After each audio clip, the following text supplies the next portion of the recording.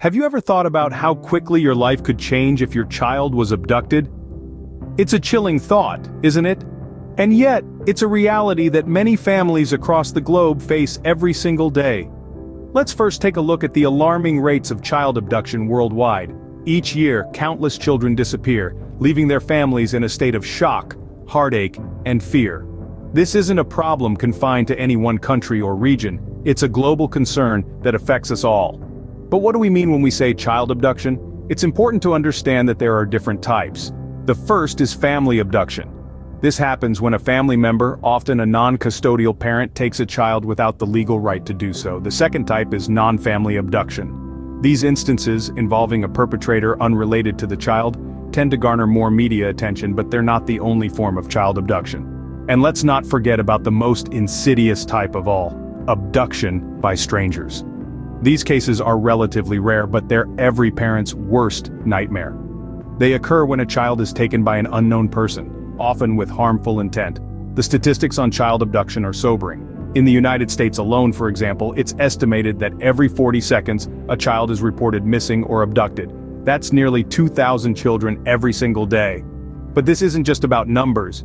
Each of these statistics represents a child, a family, a community torn apart. It's a stark reminder of the urgent need for awareness and action. So what can we do about it? How can we protect our children from the threat of abduction? By understanding the reality, we can begin to take steps towards prevention.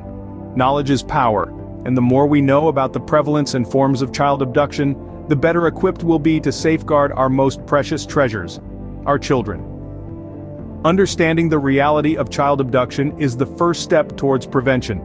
Let's continue to educate ourselves and others, and work together to create a safer world for our children. To truly grasp the severity of child abduction, let us examine some real-life case studies. The first case brings us back to the summer of 1993 in Missouri, where a young boy named Sean Hornbeck was riding his bike when he was abducted. Despite the tireless efforts of law enforcement and the community, Sean remained missing for over 4 years. The emotional toll on Sean's family was incalculable, their days filled with worry and their nights with despair. Yet, their determination never wavered. And in 2007, Sean was miraculously found alive, having endured years of torment. The community breathed a collective sigh of relief, their worst fears replaced with joy and gratitude. Contrastingly, another case that shook the world was that of Amber Hagerman, a 9-year-old girl from Texas who was kidnapped while riding her bike in 1996. Tragically, Amber's body was found 4 days later. The shockwave that rippled through the community was palpable. Parents held their children a little tighter, and a sense of fear hung heavy in the air. Amber's case led to the creation of the Amber Alert system, a legacy that continues to aid in the recovery of abducted children today.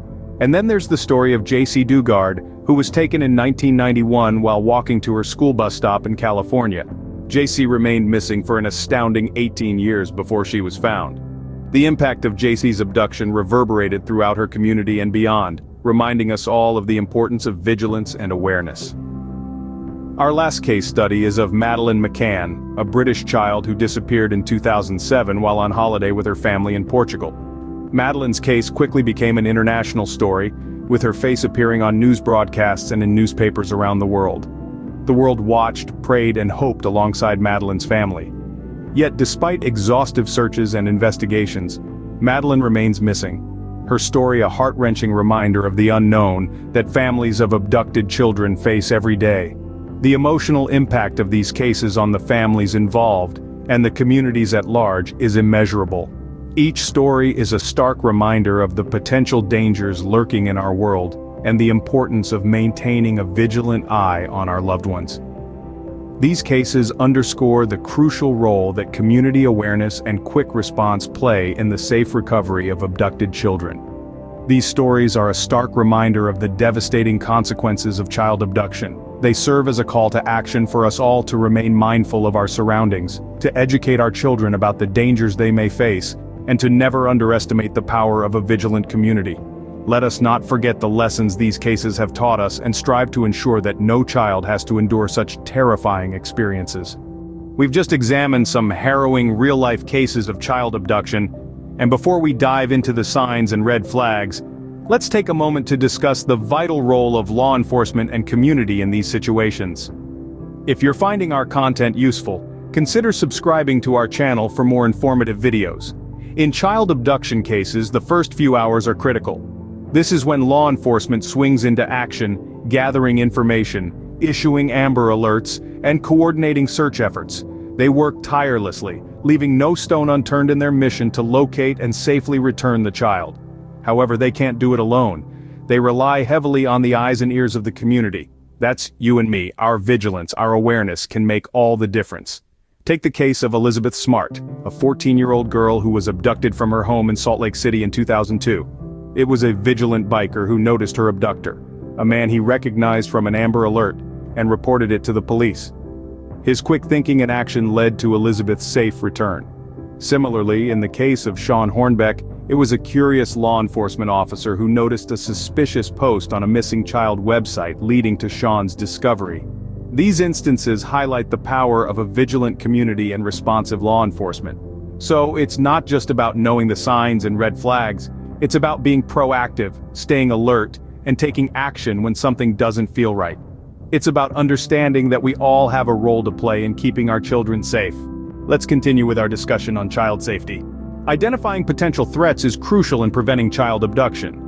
Now let's delve into some of the common signs and red flags that could signal a potential abductor. Firstly, excessive interest in children can be a sign. This could be someone who always seems to be around children, even when it doesn't make sense for them to be. They might always be at the park, or always seem to be watching the kids in the neighborhood. Another red flag is someone who tries to win a child's trust too quickly. They might offer gifts or treats or try to engage in activities that are inappropriate for their relationship with the child, like inviting a child they barely know to their home. Also, individuals who don't respect boundaries and ignore a child's discomfort can be a warning sign. This could be someone who insists on hugging or touching a child, even when the child has expressed discomfort or tried to move away.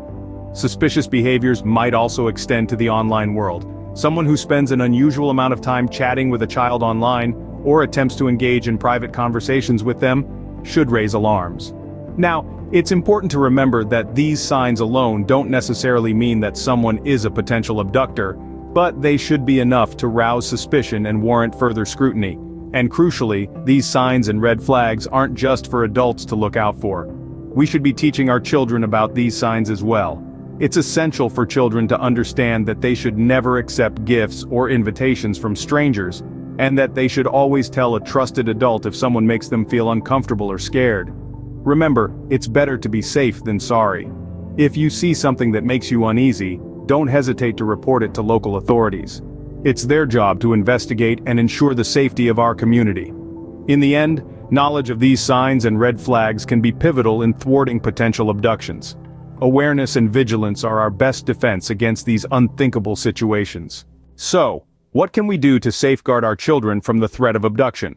The first step towards prevention is open communication with our children. It's crucial to create an environment where children feel comfortable discussing their fears, concerns, or any strange encounters they may have had.